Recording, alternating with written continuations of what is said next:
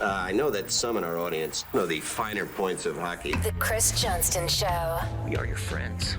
The biggest stories, bringing you inside the game. What did you hear? The Chris Johnston Show. What is going on? Here's Chris with your host, Julian McKenzie. Part of the game.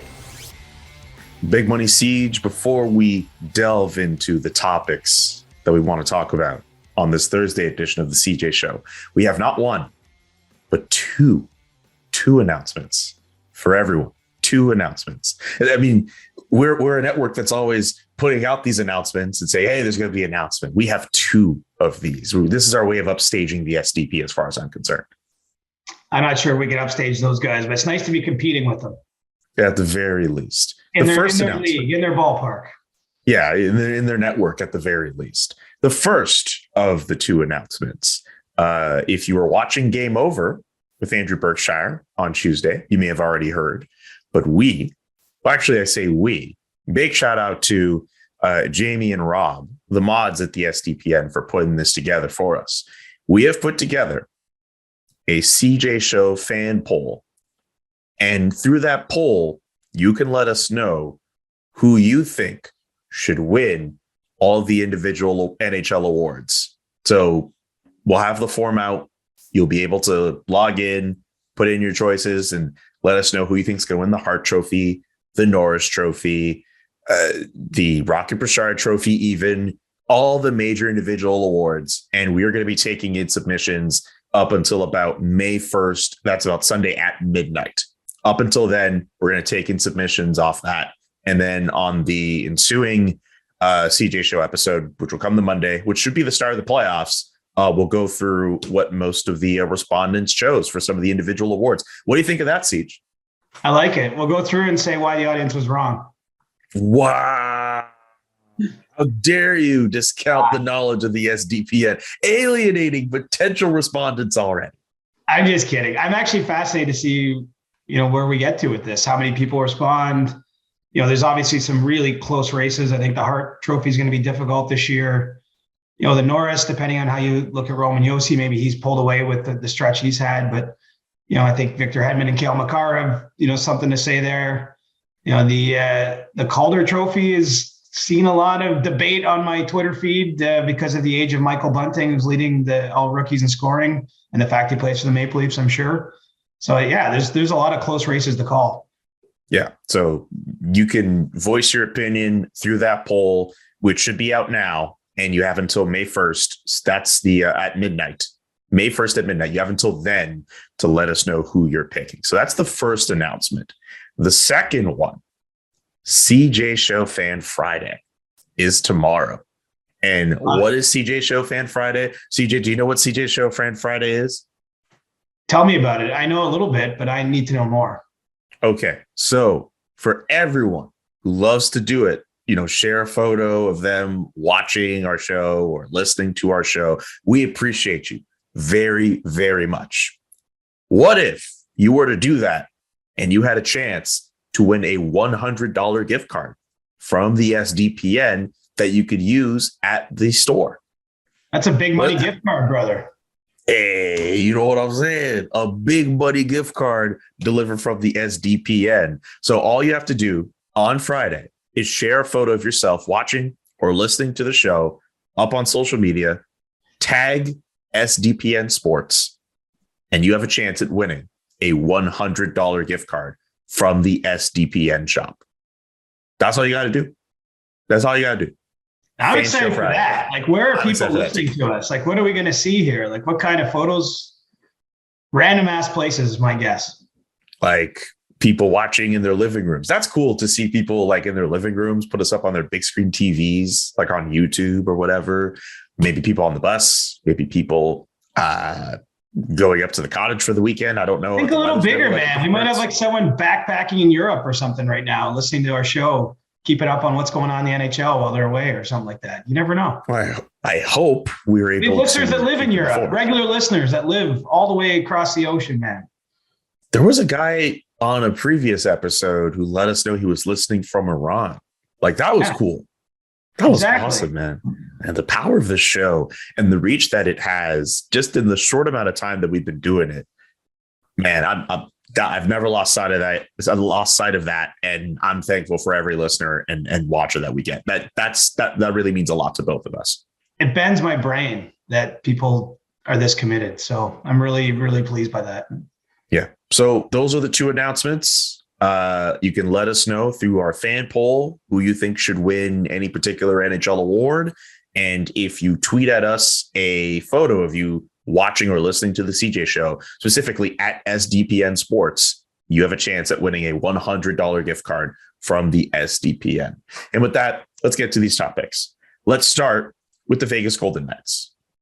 By the skin of their teeth, getting a win over the Washington Capitals on Wednesday night.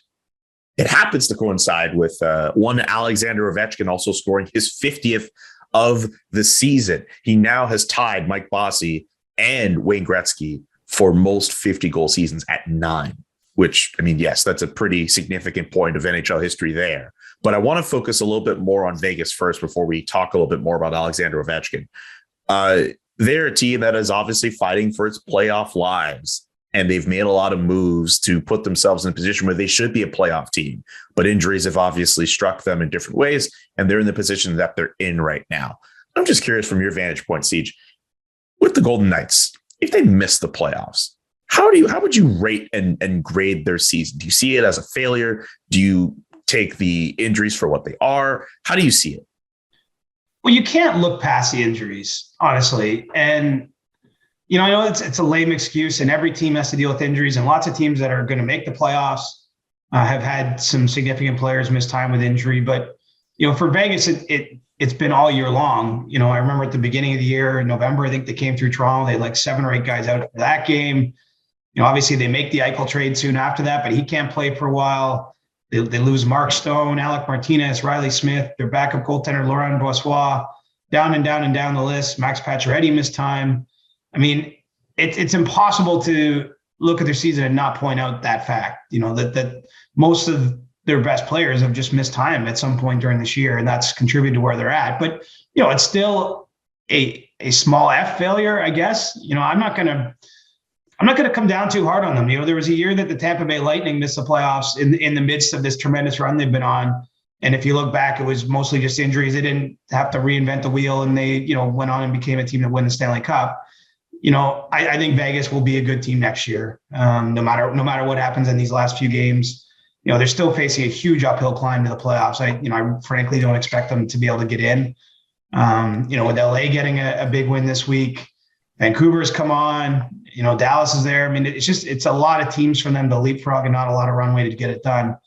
But, you know, I think they're going to be facing an offseason with changes, but I'm not sure you should be reacting to what happened this season when you're informing those changes.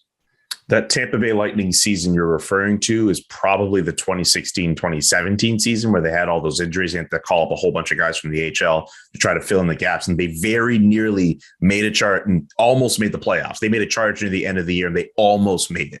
They traded veterans at the deadline too. They traded Brian Boyle to Toronto. Valtteri Filppula, I believe, got traded at that deadline. Like they basically, I give them credit. Like, this is where I think Steve Yzerman has excelled as a general manager. And obviously the Detroit story is a little different one. He's, you know, I just saw he passed 3 years there now, but it's a rebuild. But, you know, sort of awareness of where you're at. They use that blip as an unfortunate year, difficult season for the franchise, but they got some assets. As you say, I think Ben Bishop might have got traded that season as well.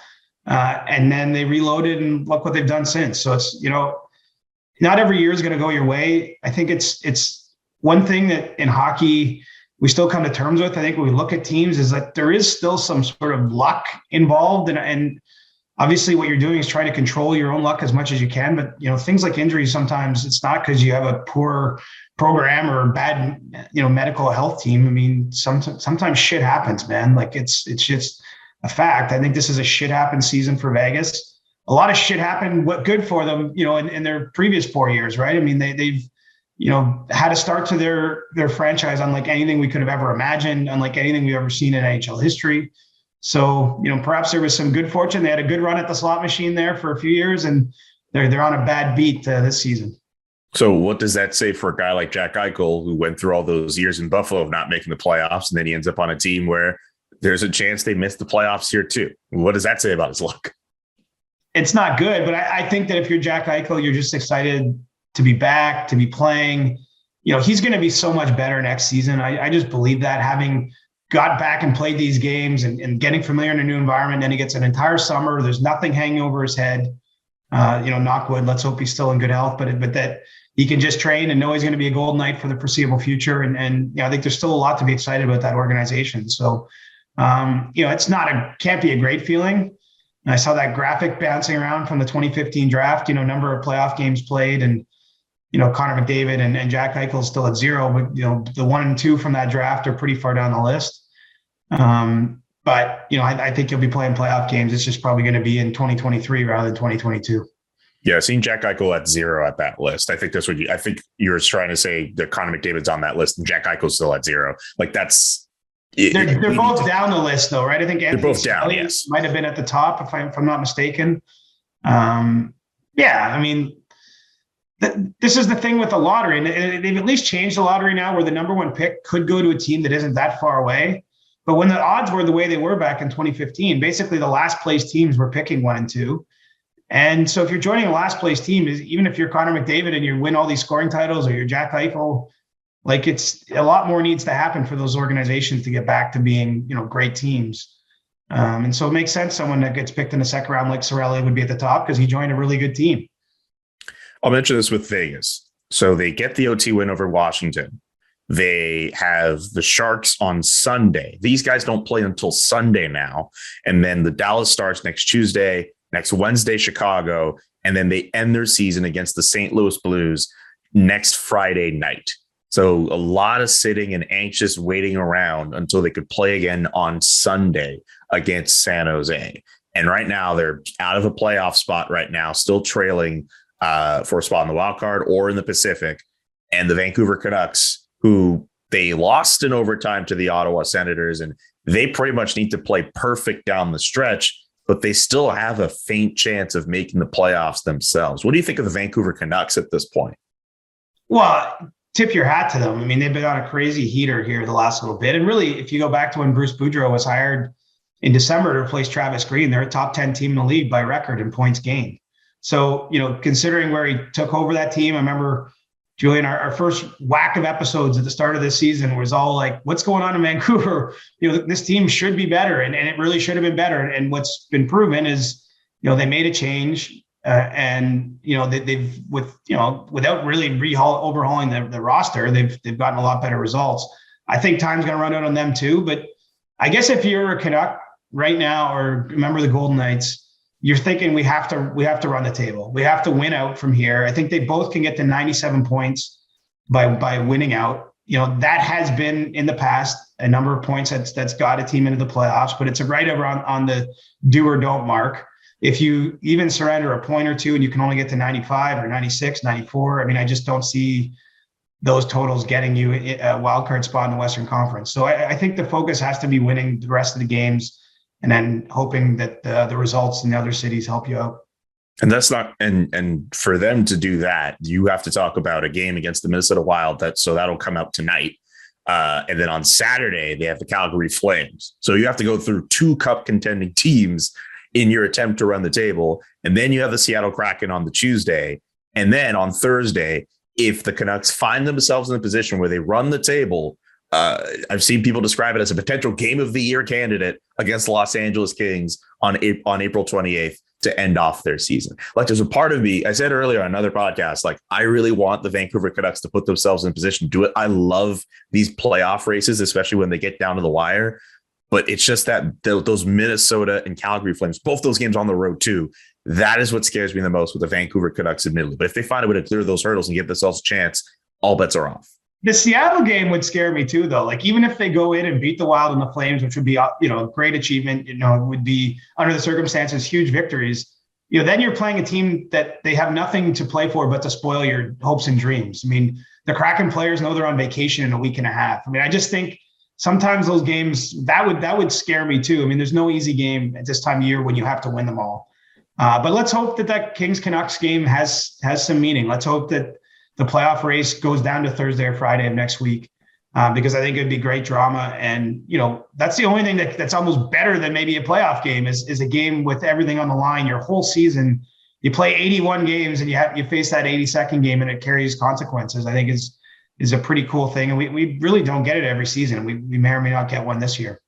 Yeah, I'm really, really rooting for one, but it's just looking like right now, man, it's going to be very tough for them to do that. And to your point, the Canucks are coming off a shootout loss against the Ottawa Senators, which snapped their winning streak and kind of put them in the situation that they're in right now. So they really, really cannot afford to slip up on that. With Alexander Ovechkin, we have to acknowledge that he did reach the 50 goal mark against the Vegas Golden Knights on Wednesday. If we're keeping it strictly to, I mean, I feel like we kind of have to. Keeping it strictly to his on-ice achievements and accomplishments. This is a player who is on the chase that he's on for greatness for Wayne Gretzky's goal scoring record. And the fact that he's scoring at the rate that he's scoring is still something that is very noteworthy. I saw this weird tweet before we got going this morning. A writer from the Washington Post was quoting Pierre Maguire back in 2013. And Pierre Maguire at that time, I think, was asked if Alexander Ovechkin would ever score 50 goals in a season ever again. This was in 2013. Is that the Pierre Maguire era? Off the top of my head, I want to say yes, but I don't remember. When he was playing 14 minutes a game, and it looked like his career was going in the wrong direction. Yeah, and Pierre said, "No, I do not." He did not think Ovechkin would be able to do it. And he's since done it 5 more times. He almost did it a 6th time. It was at 49. And that just happened to be the year he won the Stanley Cup. Crazy. Yeah. I mean, the story of this guy's hockey career is longevity. I think I pointed out in podcast past. I mean, he was definitely the greatest goal scorer of a lot of the seasons he played in the NHL. But I think the fact he's still one of the greatest goal scorers well into his 30s. And after all the games he's played, he's been remarkably durable too throughout his career.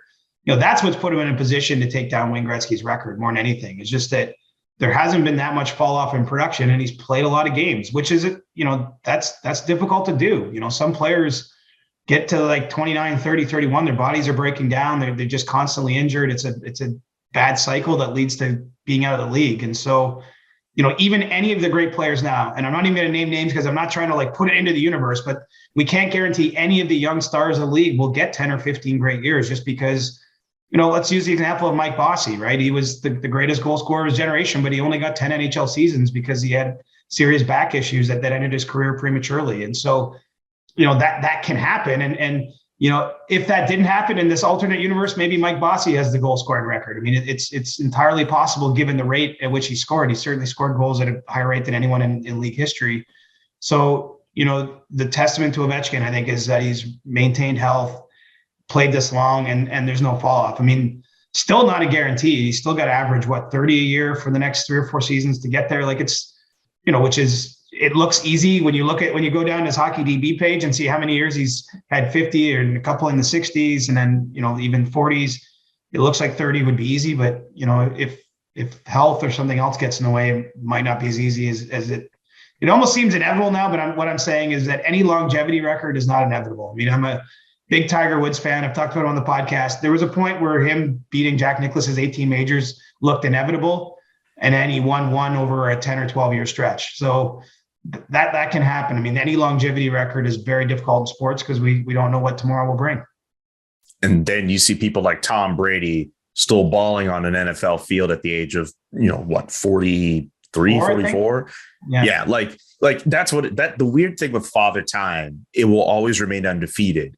And while you see people get constantly beat by Father Time, when you see people give it a real run for it, it really is just something to behold. And Alexander Ovechkin is one of those people trying to fight Father Time, and a guy who now holds the record for most goals in a single season by a player aged 36 or older, surpassing Timo Solani's record.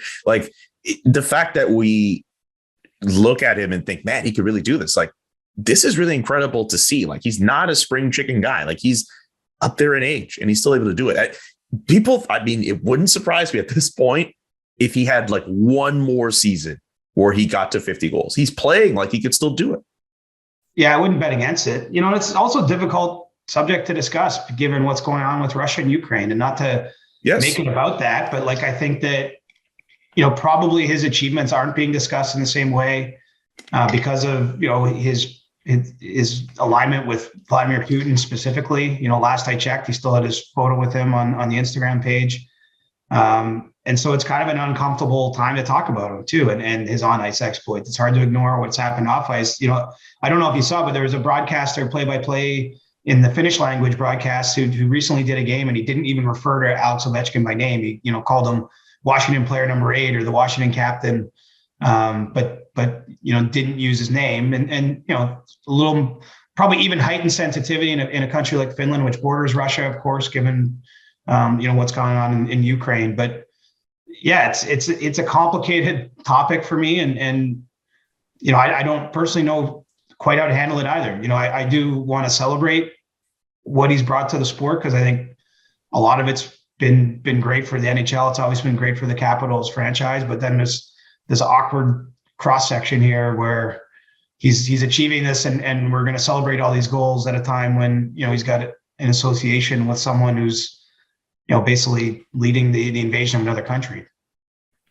I really like how you put it, because it's awkward for me too, especially as someone who grew up as like a fan, like a genuine fan of his abilities, and seeing him do this now. Like, when I heard it happen, I kind of was just like, oh, okay, this is something that in any other circumstance we would be celebrating, and there would be way more, maybe not necessarily attention, but way more fanfare around it.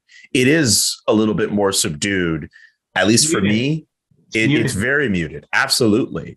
But that's just what has to happen when you have the alignments and the leanings that one does. And it does absolutely make it difficult to celebrate at the same time. And I was thinking about this, I guess, kind of pulling the curtain back here for this episode and how we plan stuff.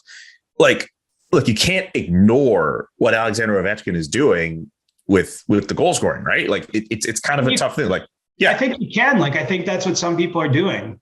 Like, I know that we haven't had sort of an outright ban in Canada or in the US of talking about him, but I think some people are just choosing not to celebrate the on-ice stuff because of those ties. I mean, maybe that's what we should be doing. Maybe we shouldn't even mention him in this episode. Like, and again, I don't have a strong feeling, Julian, what's right about in terms of how to treat this, but I'm acknowledging that it's awkward, or that it's uncomfortable, or that for me, we haven't faced this a lot, honestly. In my years covering hockey, I guess there's probably been some bad actors, some bad characters, but we haven't always known about this kind of, and we don't truly know where it all comes from. Like, that's the thing. It's hard to, but he hasn't distanced himself in any way. And so I think he's subjected himself to this kind of criticism, obviously. Yeah, he absolutely did. And this, and me mentioning this is not in me in any way celebrating it. I think, like I said, different circumstances, I think other people would.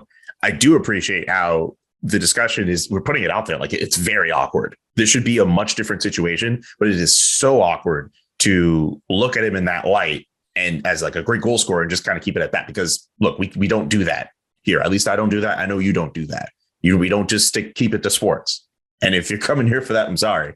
But yeah, and who knows how long this will continue to be complicated with regards to Alexander Ovechkin. But I still think just at least acknowledging that it happened, I don't know, just the NHL still acknowledges it. If you hear the reactions from Capitals players and even Golden Knights players after it happened, like it's still like a story. It's just, it is understandably very awkward to try to maneuver through. And I appreciate the fact that we were able to put that part of the discussion out in the open for our listeners, because I think they appreciate that, especially with how we've discussed Alexander Ovechkin in the past. So I'm willing to leave that there. This podcast is sponsored by HelloFresh. With HelloFresh, you can get farm fresh, pre-portioned ingredients and seasonal recipes delivered right to your doorstep. Skip the grocery store and count on HelloFresh to make home cooking easy, fun, and affordable. That's why it's America's #1 meal kit. It's all about convenience with HelloFresh. The ingredients come pre-portioned, so you're not overbuying or wasting food. or anything like that. It's also easier than ever to get filling meals on the table in a snap with options like family-friendly or quick and easy recipes. Get farm fresh seasonal produce and easy to make recipes delivered right to your door every single week.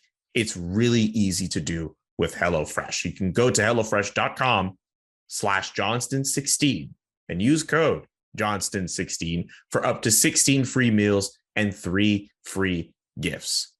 HelloFresh, America's #1 meal kit. You don't need a summer getaway to transport yourself. Book your smooth escape with the wax experts at European Wax Center. A fresh wax transports you to a smooth state of mind where you feel effortlessly confident. This summer, whether you're going far away or sticking closer to home, the relaxed, confident feeling you're dreaming of is closer than you think. Just visit your local European Wax Center. Whether you want to focus on your back, your shoulders, your legs, your nose, or even your eyebrows, you can get groomed by the experts at European Wax Center. They offer personalized consultations so you can find the wax that works for you.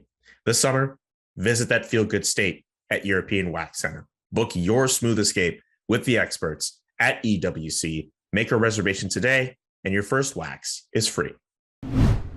For the next topic that we want to discuss, it's not going to get any more comfortable because we're going to discuss Evander Kane and the grievance hearing that he's going through in New York City. For those trying to get up to speed, when he was a member of the San Jose Sharks, he had a contract with them that he was found to be in breach of, mostly for violating COVID protocols. It got to a point where he was placed on unconditional waivers by the Sharks. They got to a point where he was able to clear that. And as a result, the Sharks were pretty much clear of paying out nearly $23 million over the next 4 seasons for Evander Kane. The NHLPA files a grievance on his behalf, and now we are seeing it battle out in a courtroom in New York. Evander Kane was there on Wednesday. As my understanding, I believe it was either you or Pierre who might have mentioned it on Insider Trading, that this is something that could take a matter of months, maybe not even necessarily weeks. I think it was you who actually said that specifically. This is something that could take a while before it's decided. Why does it need to take so long, and what needs to be figured out to get to a resolution?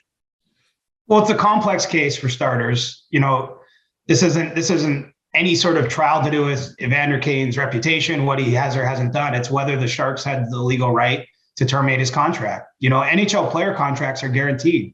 As we've talked about, you have a number of players that are injured beyond their ability to keep playing, and they get paid for 3 or 4 or 5 more seasons beyond that because those contracts are guaranteed. And so a team can't just terminate a contract without, I mean, there are certain cases where a team and a player will agree to terminate a contract, say, certainly for usually lower price contracts. And when we're talking about if a guy wants to go home to Europe to play, it's not working out for him in North America. Think of, defenseman like Mikko Lehtinen this year terminated his contract mutually with Columbus and went to, and played in the KHL for the rest of the year. You can do that. But if the player isn't in agreement, the team has to show a breach of contract. And so that's essentially what this case is about. Evander Kane violated the COVID protocol while playing in the AHL for the Barracuda, San Jose's affiliate there. And they used that as a way to an opening to void the contract. And now an arbitrator, a neutral arbitrator, has to decide whether that was grounds to do so. And, where I think this is interesting is it's a lot of money, for lack of a better word. And we don't know what the arbitrator will decide. There's a chance the arbitrator will say you can't void that contract. And theoretically, Evander Kane could then become property of the San Jose Sharks again.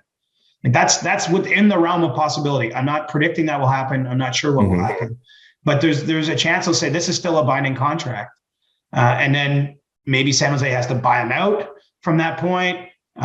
Maybe they have to trade that contract. I don't know what would happen. There could be an agreement where the parties reach some sort of settlement where the Sharks pay him some portion of that $23 million. The contract itself is completely wiped away. Maybe San Jose incurs a cap charge as a result of that. We saw that in the Mike Richards case with the LA Kings years ago. Ultimately they agreed to pay out some portion of his contract. I believe LA is still tagged each season now with a penalty to do with that buyout that was essentially reached or termination. And so, this could go a couple ways. And then, the other reason it's going to take a while, they had a hearing all day Tuesday, and then Evander Kane had to fly back to Edmonton and play for the Oilers. and that they didn't get through all the, everything that has to get be, worked through in the hearing. And obviously the Oilers are a team that are going to the playoffs. I don't know when they're going to be able to schedule, the next version of that hearing. And so that's going to delay the ultimate ruling here as well. And so, yeah, it's a complex case. It could carry some repercussions for future situations. And obviously there's a lot of money at stake. And so this is going to be tied up in the courts. These aren't public courts, but in the courts of the way the NHL mediates these types of things, for quite some time. In terms of precedent, is the Mike Richards case, and if you can, just add a little bit more context to that case for people who don't remember, is that standing as the closest thing to a precedent for either side to kind of look upon for this case for Evander Kane? For me, it points us to where the most likely outcome is. I mean, look, I guess the other two things I didn't say that are possible, it's possible that the arbitrator says, you know what, San Jose, you had full right to do what you did. Yeah, this is fine. This is a terminated contract. You don't owe him anything. So that's possible. Mm-hmm. And similarly, he could say, wait, you can't terminate this at all. He's back on your team. You owe him back pay for this season. You got to figure out what you're doing with that. What happened in the Richards case, and it was after he got caught crossing the border, I believe, with non-prescription medications, some sort of painkillers, basically violated a law. And the Kings attempted to avoid his contract. They reached a settlement where they had to pay him out. It allowed him to continue his career. I believe he signed in Washington after that point. And LA wasn't completely removed of the cap charge for Mike Richards. They had some modified cap charge. I think that's likely where this is headed, versus the possibility that it's, oh yes, this contract's fully in play still, or it's fully gone and you don't owe him anything. I imagine some kind of settlement's reached. And so that's why I think it doesn't maybe tell us how much money he's going to get or how big the cap charge is, but I think it points us to where a solution might be. Because at a certain point, it's risky for either side, right? If you wait until the arbitrator rules, again, San Jose might end up with this full cap charge, or Evander Kane might end up with no money, like $0 from that contract. And so in some ways, the system is set up where it's incentivizes both sides to reach an agreement, because at least you're splitting it in half a little bit. You're not going to get the full cap charge by doing that. Evander Kane might not get the full 23 million, but maybe 12 million sounds good to him, and they can move on. So we'll see how those talks go, but I still think you're going to see at least one more day of hearings before this happens. And as I say, timing's a little complicated with the playoffs coming up. And then, at some point you'd think before free agency, the Sharks need to know what if any cap liability they have here. Yeah. And Evander Kane, you mentioned the fact that he is trying to help the Edmonton Oilers make the playoffs. That's another guy we've discussed at length on the show. And with his previous transgressions leading up to the point that he's at right now, we've made it pretty clear this is a guy who has to do the work to be given a proper benefit of the doubt or second chance, or maybe he's not even at that point where he's warranted being given one. But the Edmonton Oilers have given one. I'm really not curious, but have you heard other stuff? We've seen Instagram posts from significant others and all that with him as well. It's still just a bit of another tricky situation when it comes to Evander Kane, as far as I'm concerned, with just off the ice. It doesn't seem as if everything is quiet as it should be. It's a bit weird. No, it is. I mean, look, he's gone through bankruptcy recently. For a guy who's made 50 to 60 million in his career, he's in a really difficult spot. He's made some bad choices. I think that's evident. And maybe understated. I mean, he's been involved with police. There's just a lot of things around him. There's also been allegations made against him that weren't proven too. So, it's tough to separate completely fact from fiction. When it comes to his time in Edmonton, from what I've heard, everything's been great. Now, it's probably the best circumstances for that to be the case. He's only signed a 1-year deal, and in this case, it's basically a half-season deal. He's trying to rebuild his career. He's trying to get another larger contract down the road. So he's had a lot of incentive, I would say, to keep it between the lines, to just play hockey and perform and put himself in a spot this summer where he's going to be a free agent again. And we'll see what kind of deal he might get, where he'll land. I mean, on ice, I don't think there's anything you can poke a hole through in Edmonton. He's still scoring at a great rate, both goals and points. Playing reasonably big minutes there. Haven't heard any concerns out of that organization about his behavior or anything like that. But I think the true test, of course, is if someone commits a bit of term to him, what happens? We heard similar things when he first got traded from Buffalo to San Jose at that trade deadline he's fitting in great. It's working out well. They signed him to a 7-year extension, and then problems came around. So, I don't think we can pronounce him having done the work or ever, he's completely turned the corner. I think he's got to show it over a period of time. But to his credit, as a member of the Oilers, there's been no concerns, at least that I'm aware of. Okay. Let's go from that topic to another one that seemed to break out on Wednesday as well. The new president and CEO of Hockey Canada. It used to be Tom Rennie. He is retiring, and now it's Scott Smith taking over. Any quick things on him? What should Hockey Canada expect from him, or anything else we don't really know about him and what he could be doing for the organization going forward? Well, I think the high level way to look at it is Scott Smith's worked for Hockey Canada for 25 years. And he's been very, very involved at the highest levels of their business operation for the last number of years. He's been the president and chief operating officer. Now he's adding the CEO title to his repertoire. But what this suggests to me is I wouldn't expect to see any drastic changes in that organization. I don't think anyone from the outside will notice any change, frankly. And so he might not be a known commodity maybe for the hockey watching public, but certainly anyone that's been inside the sport like myself, I've known Scott Smith for a long time, met him actually in Russia at the World Championships in 2007 when he was doing a lower job within Hockey Canada. So, I think that you'll see a lot of continuity there. And, this is a big time business-wise too for Hockey Canada, much like everybody else coming out of the pandemic. Almost very few businesses have thrived during this, right? So if you're in the boardroom of any major company, I think you're trying to find where you can regain your market cap, where you can, where there's going to be opportunities with the world opening up again. And, Hockey Canada is going to host a World Junior and Ivan Hlinka tournament in Edmonton this summer. Then there's going to be another World Junior in Canada in December and January of 2023. So in the next, 7-8 months, there's going to be 2 World Junior tournaments in Canada. The World Cup isn't far around the corner.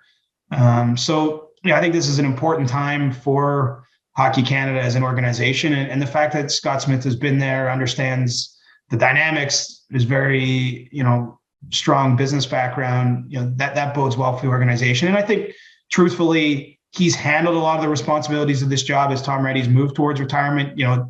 Tom's just at the age he wants to step aside, spend more time with his family, fully earn the opportunity to do that.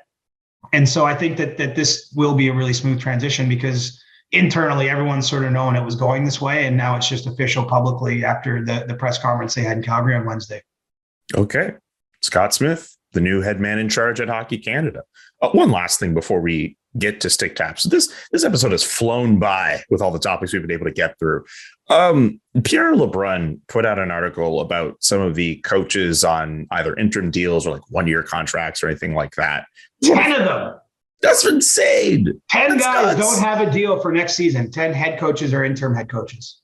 That's nuts. I being in Montreal, seeing the Martin St. Louis thing play out, that's one guy who I'd be stunned if he didn't come back. But any general thoughts on some of the other coaches around, like a Derek King in Chicago or Bruce Boudreau in Vancouver, or any other guys on that list?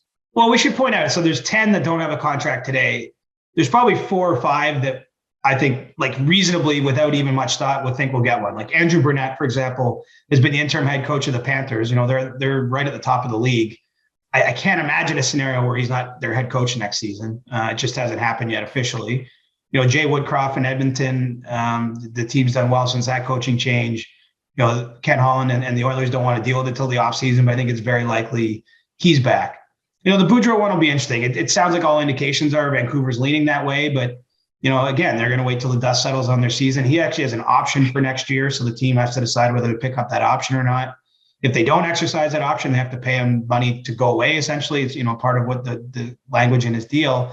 So that's a factor. But I think given their performance, as mentioned earlier in this episode, it would be reasonable to think that he's back. Marty St. Louis, no brainer that the Montreal will keep him. So we're getting through the list, and those guys I think are all reasonably going to have jobs next season. You got John Hines in Nashville. The Predators look like they're going to make the playoffs. I would think that he's in a good spot. So it's not as though all these these men are going to lose their jobs. But I think it's a higher. There's more uncertainty than you would usually see. I mean, it used to be at one point industry standard. You almost didn't want to coach in the final year of his deal just because there was this notion that the players would sense, that there's maybe not full leadership at the top, or that there's an opportunity to slack off, what have you. And so, often you just, in the old days, and I don't mean this far back, I'm going back 5 years, you rarely saw a coach just get to the final year of his deal. Usually, even if the team wasn't sure, they just extended that person by a year just to at least, not have the notion out there that they were in a lame duck position. Well, now you've got nearly a third of the league in that spot. I think it's proven. It doesn't mean the team isn't going to play well. I mean, it's hard to look at the Panthers or the Canucks or even the Oilers and say, oh yeah, these, they didn't respond well when there was a change in the coaching ranks, even if that person didn't have security. So, I think this is kind of an evolution maybe of how a GM's approach that position. But yeah, it's going to be a busy offseason, I would think, with some off-ice moves, at the coaching level. Wonder what Winnipeg's going to do. For example, Dave Lowry's their interim coach. A lot of their staff has been there a long time, doesn't have contracts, and obviously it's not been a great year for the Jets. So, big decision for the organization there. I'm not sure what will happen in Chicago with Derek King. I know that it's been really appreciated how he sort of changed the mood around their team, from where it was at the start of the year. Whether it earns him more time or not, remains to be seen. I think Rick Bowness in Dallas, is likely leaning towards retirement. Although we'll see how he feels after, another season. Maybe the Stars go on a playoff run. Maybe, there's still some things that could change there. But, and it's going to be interesting which coaches get back in. Is Paul Maurice ready to come back to hockey? Is John Tortorella someone that might get called up, after his year on TV with ESPN? I think it's fair to assume he'd be in the mix for jobs. Does Mike Babcock get a chance? Is there new coaches not on the radar? I think we're going to see a pretty big amount of turnover, actually, Julian, all things considered. And it might not just be the 10 guys on expiring deals. Obviously someone with some term could find themselves out of a job as well. Okay, Siege, I have one last thing I want to ask you and pick your brain on that I didn't plan on asking you, but I need to know off the top of your head, if you can give it to me. All Your right. thoughts on Auston Matthews being out with injury, and if that affects his Hart Trophy chances, or at least him getting to 60, but also the way Sheldon Keefe kind of described, why they were keeping him out as long as they are. Clearly a bigger goal in mind, which is to succeed in the postseason. That's what they've been trying to navigate with this situation, right? Is because, my understanding is Auston Matthews could have played the 2 games he sat out earlier this week, but, they didn't feel it was wise because, the Leafs are not in a position where they really need wins. They're basically locked in at number 2 in the Atlantic Division. And, what's more important than 60 goals, and it's not to say Auston won't still get there, but what's more important than a Hart Trophy is a chance to win a Stanley Cup. And so I think they've been balancing how do they try to honor and give Auston the best chance at some of those individual awards that he's clearly in the mix for, while also, not sacrificing the Leafs team needs. And so this is what they've landed on. He missed a game Sunday and Tuesday. We're recording Thursday morning, but my expectation is he'll play tonight in Tampa. It's not official at this point in time, but that's where things were last headed when I checked in on this. And so, he's going to have potentially 5 games to score 2 goals. I like his odds based on the way the season's gone to get to 60. But yeah, I think it does impact to some degree his Hart Trophy case. It's not huge, but there's something nice about a big round number 60 that very few players ever get to. And so if there's circumstances here where he didn't reach 60, that could hurt him.